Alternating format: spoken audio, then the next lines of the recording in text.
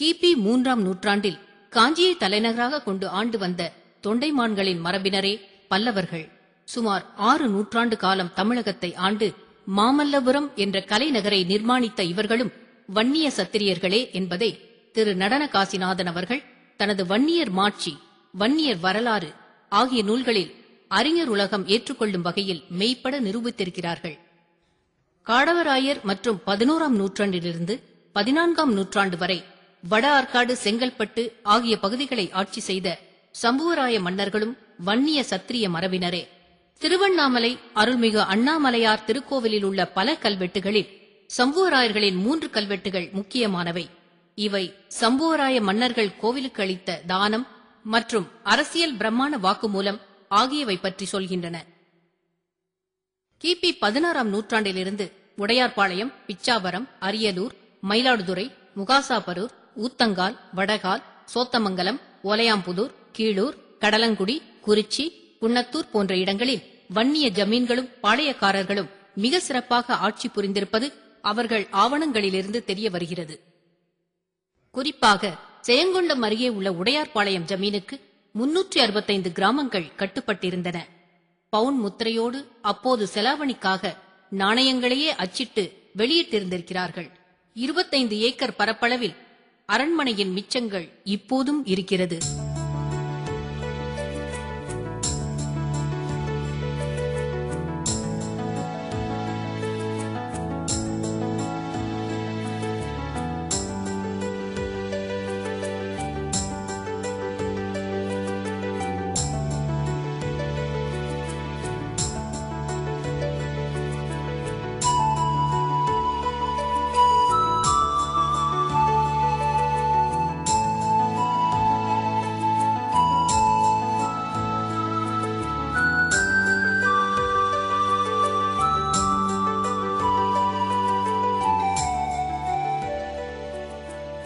இதைப்போல அரியலூர் ஜமீன், பூம்புகாரை தலைநகராக செயல்பட்ட வடகால் ஜமீன், திருமுல்லைவாயில் காரைக்கால் பகுதிகளை நிர்வகித்த வேட்டங்குடி ஜமீன், பிச்சாவரம் ஜமீன் ஆகியவை ஆண்ட பரம்பரையாய் வன்னியர் இருந்ததற்கு அடையாள சான்றுகள்.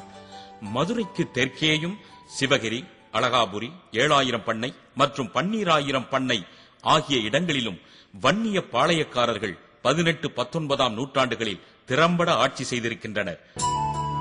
இதில் சங்கரன் கோயிலில் இருந்து 20 கிலோமீட்டர் தொலைவில் உள்ள தென்மலை ஜமீன் தூத்துக்குடி வரையிலும் 110 கிராமங்களை உள்ளடக்கி நிர்வகித்திருக்கிறது.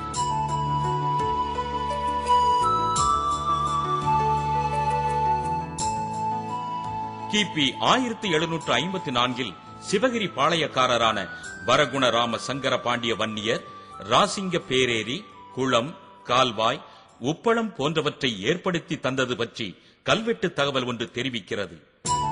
அதே சிவகிரி பாளையத்தில் வந்த சங்கிலி வீரப்ப பாண்டியரின் சகோதரியும் ஆத்தூர் ரணசூர பாண்டிய வன்னியரின் மனைவியுமான கருப்பாயின் ஆட்சியார் வாரிசில்லாத தனது சொத்துக்களை சரிபாதியாய் பிரித்து உறவினர்களுக்கும் கோவில்களுக்கும் எழுதி வைத்திருக்கிறார்கள். ராயகிரி, சிவகிரி, ராசிங்க பேரேரி, செங்குளம், கோனார்குளம் ஆகிய பகுதிகளில் நஞ்சை புஞ்சை உள்ளிட்ட அந்த 1000 ஏக்கர் நிலம் தற்போது இந்து சமய அறநிலையத்துறை பொறுப்பில் இருக்கிறது. இவ்விதமாய் கிமு 3ஆம் நூற்றாண்டு தொடங்கி கிபி 20ஆம் நூற்றாண்டு வரை 2300 ஆண்டு காலம் தொடர்ந்து தமிழ் நிலத்தில் ஒரு கணிசமான பகுதியை ஆண்ட பெருமை உடையது வன்னிய பரம்பரை. வன்னிய அரசர்களின் கொடைவளம் பற்றி திருக்கை வளம் என்ற சிற்றிலக்கியம் கூறுகிறது. கடல் கடந்தும் வன்னியர்கள் நாடாண்டார்கள் என்பதை ஈழத்து இலக்கியங்களான கைலாய மாலை, வையா பாடல், யாழ்ப்பாண வைபவ மாலை ஆகியவை தெரிவிக்கின்றன. குறிப்பாக குறுநில மன்னனாக இருந்து ஆங்கிலேயரை எதிர்த்து வீரப்போர் புரிந்த குலசேகர வைரமுத்து எனும் பண்டாரக வன்னியன் இலங்கை அரசின் தேசிய வீரனாக மதித்து போற்றப்படுகிறார். சென்னை என்கிற இப்போதைய தமிழக தலைநகரம் சென்னியப்ப நாயக்கர் எனும் வன்னியர் ஒருவருக்குத்தான் சொந்தமாக இருந்தது.